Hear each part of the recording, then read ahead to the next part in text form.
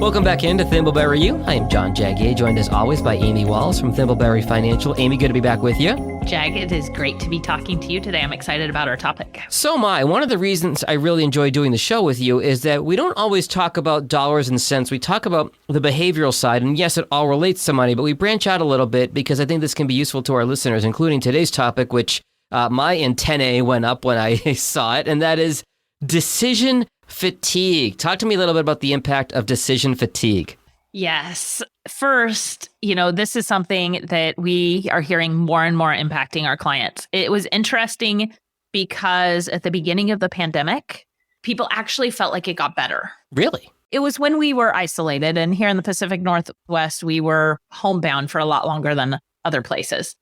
With that said, there were less choices about where should I go, what should I do, who should I hang out with, because it was just being at home. And clients were actually expressing at first that simplicity of life was bringing them peace. You don't have to choose what restaurant to go to. Exactly.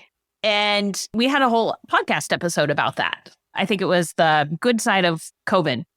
Basically, as things opened up more and clients started traveling more in the summer, and especially this year, I started to see that fatigue increase. And it's gotten to a whole different level. Now, I am not a doctor. I don't play one on this podcast or anywhere else. And so I can't diagnose it. But what it seems to me to be is that mental overload that is decision fatigue. And it's now because they're still balancing all of the results of the pandemic and what work became like and the changes that happened there. And they're trying to do all the things that were normal beforehand. And so they actually ended up with more on their plate. So the impact of decision fatigue really is being in a state of mental overload that increases anxiety. Yeah. Sometimes can make it hard to make good decisions. With this topic, which I've actually read about at many different times and tried to learn about, I found an article from the AMA, American Medical Association, from November 19th, 2021. It's part of an episode in a series called What Doctors Wish Patients Knew. And Dr. Lisa McLean, who's a psychiatrist and chief wellness officer at Henry Ford Health System, shared some of her thoughts. That's right here in my neck of the woods in Metro Detroit. I'm curious to hear what you had to say. Yeah, so some of what was in there, I've definitely read other places, but I thought she did a really great job talking about this. One thing to note is that adults make approximately 35,000 decisions per day. Wow. Not all of them are conscious. Okay. That's good for us, I think. Yeah. But one of the things that Dr. McLean talked about is that when the brain is overloaded, and obviously that's a lot of decisions, the brain looks for shortcuts to bypass that decision making. And as a result, you really get 4 symptoms of this mental overload or decision fatigue. One of them is procrastination. So putting off decision making. Kick that can down the road. Yep. Impulsivity. Doing something rashly. I'm not going to think about this decision. I'm just going to go do it. Okay. Exactly. Avoidance. Fingers in your ears. Okay. Yep. Exactly. Burying your head in the sand. And then indecision. Actually sitting there going, but I can't make a decision, and telling yourself that and just letting it eat you up. Yeah, that really sounds like spot on. I, as the kids say, I feel seen. Amy, how does this relate to people's money? More and more we're hearing our clients talk about things that make me think they are experiencing this. And as an advisor and what I hope is a friend to most of our clients, I want them to be making the best decision for themselves. And if we know that people in overload are not making the best decisions, then I would love for people to have strategies to combat that so that they can make better decisions for themselves. Okay, fair enough. So how do our listeners combat decision fatigue?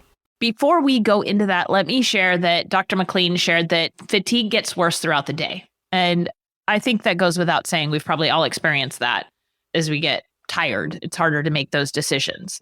So it's best to make big decisions in the morning before you're worn down. I like that a lot. I'm sure decision number 34,000 is a lot harder than decision number 100 as we work our way through the day. And even having these devices in our hands, 4 or 5 o'clock in the afternoon, A text comes through. You have to make a decision. Do I respond to that or do I wait? Or phone rings. Do I answer that? Do I wait? A notification from any app. Do I open that? Do I wait? So there's so many of them. And then the weight of it just piles on throughout the day. That makes a lot of things. I know when I sit down at my desk in the morning, that's when I'm my most productive because I haven't had to make all the decisions all day. I'm writing emails that require a lot of thought. I'm editing podcasts that need a lot of work. I do that first when I'm fresh before I've been weighed down by everything all day. That makes a ton of sense. Yep, that's how I organize my day. I get up and often before I even get showered, I hit my desk and I start working through the thoughtful work, the decision-making work, the questions my team has,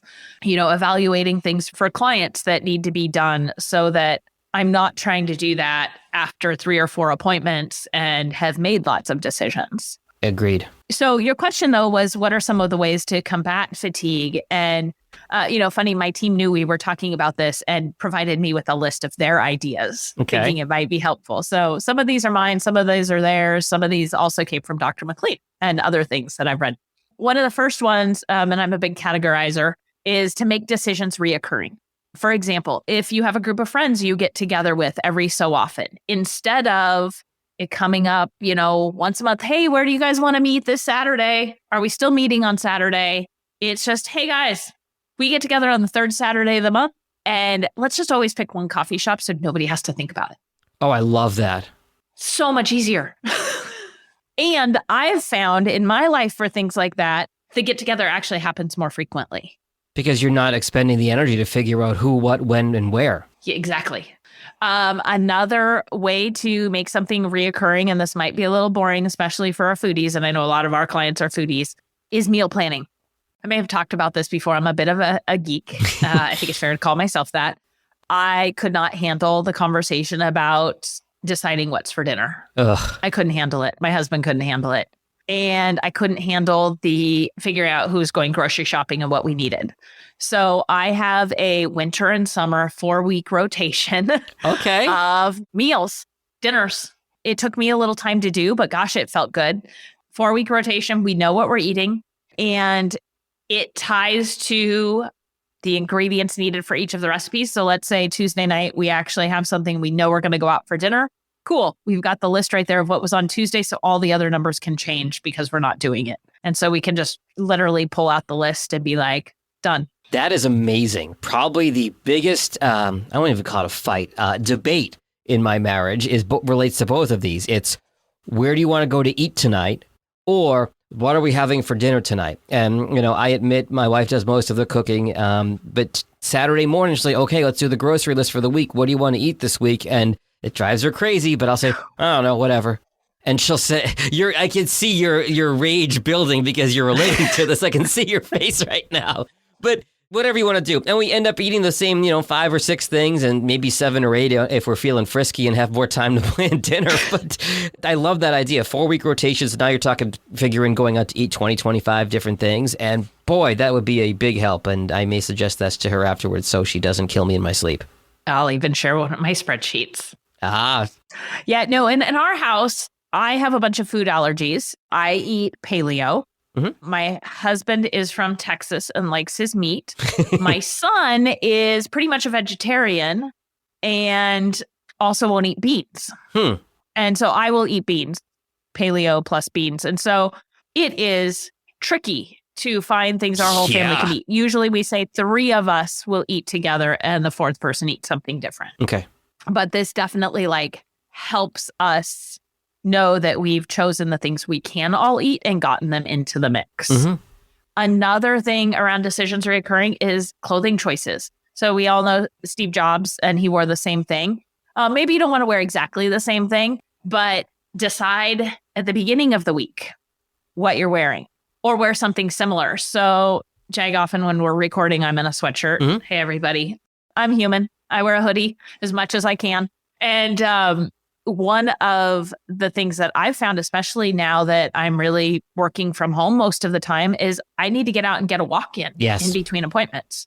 So I have embraced the upper wear and lower wear. And most days I've got workout pants on and then an appropriate upper attire. And if I need to run for a walk, I can go change my shirt really quick and go on that walk if I think I'm going to get sweaty and come back and be okay for my next appointments and, just switch my shirt back. I work from home as well. For anybody working from home, getting out and going for a walk, like for me, I've mentioned this before, I walk my dog every morning and it gets me set for the day. Getting outside the house and resetting your brain is so important. And yeah, I definitely go through a lot more laundry lately. If I get a good lather going, walking the dog for 3-4 miles, and I got to change again. But it makes sense to have the stuff. And full disclosure, you're in a hoodie. I'm in, Costco's finest right now. So it probably looks like a pajama shirt. It's not, but it's just, whatever I found for leisure wear at Costco, because that's the beauty of a podcast. Yeah. So meal, clothing, what else? Yeah. Well, I think you just touched on another kind of group is easy to overlook items, the daily routines. Daily routines keep you from needing to make decisions. Yeah. Right? You set the alarm and you get up. Now, full and fair disclosure, at times I'm better about this than others. This morning, I wasn't great about it. I do eat the same breakfast every morning. Me too. I happen to have a specific smoothie that I love, and that's my breakfast. So knowing for you, you get up, you take the dog for a walk. You do it more than Ellen does. It's not a question of who's going to do this today and each of you thinking the other. It's just I get up and I walk the dog. Yeah. That's part of that daily routine. You don't have to think about it. Mm-hmm. And it saves on decision fatigue. Another thing is grouping decision making. So I thought this was brilliant. One of my team members shared that she keeps a list of all of her bigger decisions, things about housing, money, kids, life. And she sets aside time in her calendar specifically to think through those things and come to a decision. Okay. And she clears her calendar of all other things to give herself the mental space to focus. And then as a result of that, she feels better about what she's decided and doesn't second guess what her decisions are. The parallel that comes to mind when you say that, Amy, is people who delegate an hour of their day to catch up on their email. Because when your brain switches between different modes, like, okay, I'm working on a podcast, I'm recording a podcast, I'm editing a podcast, email pops in, and I'm so guilty of just dropping what I'm doing and responding to the email. If you can focus your brain, like you said, grouping those decisions together, okay, this is the period I'm going to focus on those big decisions. This is the period I'm going to spend on my email. This is the period I'm going to spend recording. This is the time I'm going to spend editing podcasts. It's going to be way easier on your brain than all of a sudden these decisions come through when you've got to make a decision when you were in a completely different zone doing something else. Absolutely. I don't know the source of this statistic, but I've heard it several times, is that if you get pulled out of doing something into something else, it takes 26 minutes on average for you to be able to get back into the thing you were working on. I totally buy that. Yeah, absolutely. Another one is to delegate. So earlier we talked about the get together with friends. Hey, coworkers, you pick the lunch spot. Yeah. I'm out. Now, I think the hard part about this one is when they kick it back to you. So that's why I, if it's reoccurring, would choose a set spot. Hire someone else to help. So obviously with financial decisions, that can be a financial advisor. I'd be remiss in a podcast to not say that. But also you mentioned Costco. With my 4-week rotation of meal planning, it rolls up into a grocery list from our neighborhood grocery store, as well as a Costco list. So I have a Costco list and I pay a friend to go do our Costco shopping. Now, people might say, well, there's Instacart. A lot of the Costco things I've found that at least we buy, I can't get on the Instacart. So she does my Costco shopping when she does her own. It saves me time. It saves us money and it saves a lot of energy. And I literally, when I get a text, hey, I'm going to Costco, I print out the list. I go look in the pantry. I cross off what we don't need. And then I send her the list. It's funny you say that. Ellen has delegated the Costco runs to me, which is fine because she has a lot less flexible schedule than I do. So I do the Costco run. You having somebody do it for you, I can almost guarantee is saving you money because when I walk around Costco and I see all the things and I'm like, ooh, that looks tasty. I think I'll try that. Oh, that's another $20. That's another $30. That's another $20. So I kind of joke that Ellen has to pay her tax of sending me to Costco because I end up spending more money than we should. So you're smart to have somebody else go into that store for you because it's dangerous. We have been doing this for about 1.5 years, 2 years now, and our Costco bills are half to a third of what they are when we go. Wow. Okay. It's a lifesaver. So as you said, Amy, we'd be remiss if we didn't hit the financial part of this in a financial podcast, but what financial decisions should I prioritize based on the stage of life that I'm in? And should they be different from someone in different stages of life? For example, I'm 41 years old. Yeah, that's a great question. And I think there definitely are differences financially. You're mid-career. Yeah. So, if you had kids, Jag, I'd say that you are probably looking at retirement versus college funding versus expense creep. Not having the kiddos, the potential of mid-career, your income's going up.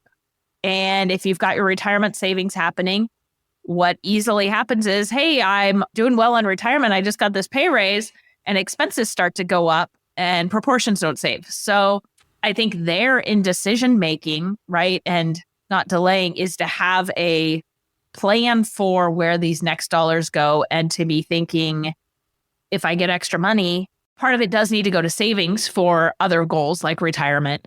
And I need to be watching to make sure I don't just let my expenses go up. So there's still decisions to be made in there. But I think if you were to focus, that's probably the place to be.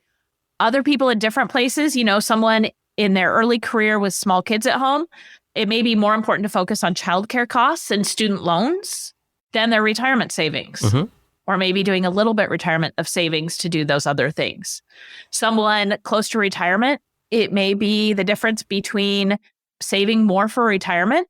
Yeah, I call that the dotting I's and crossing T's. Yep. Versus paying off the mortgage. If someone's already retired, especially in this down market that we have currently, should they take on a big expense? Maybe it's a once in a lifetime trip around the world that they've been planning and they're like, I don't really want to pull the money out of my accounts now.